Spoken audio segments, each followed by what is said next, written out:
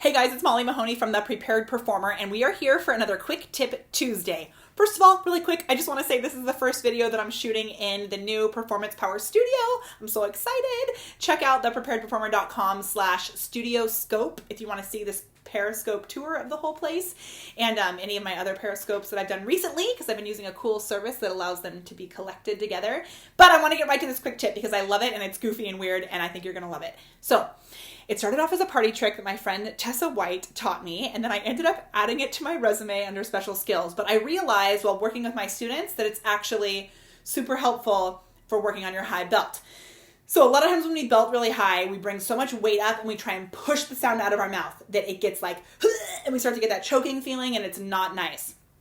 But with this little trick that I'm going to show you, you're going to learn that it's better to keep the sound inside your mouth. So you want to think about sucking the sound in your mouth when you're up there. And usually when I start talking to people about this, they're like, what? They have no clue what I'm talking about. But this is a trick that helps some people. Everybody's voice is different, so this might not help everybody, but I know it's going to help some of you. Okay, you sing with your mouth closed. So you're going to belt really high with your mouth closed. Watch. I did a Vita at the Fireside Dinner Theater, and I used to do this as a joke all the time, but I'm going to do it now for you as an exercise, okay? Here we go.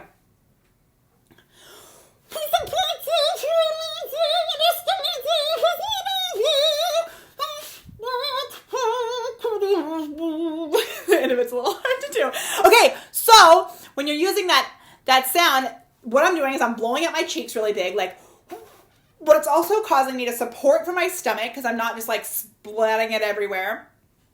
And I really feel like I'm sucking the sound in. So instead of when I belt up that high, it supports you! It's like, wah! Hey! Way up there.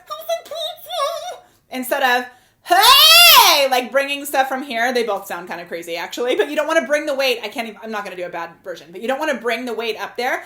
You want to suck it this way in there. It's a little nasally what I just did right there, but you want to suck it this way. I'm using mega support in order to do it. So play around. You don't have to use a Vita. You can use anything, but like tomorrow, anything that's a high belt. Like Tessa used to do Hopelessly Devoted to You as well, which I think was funny.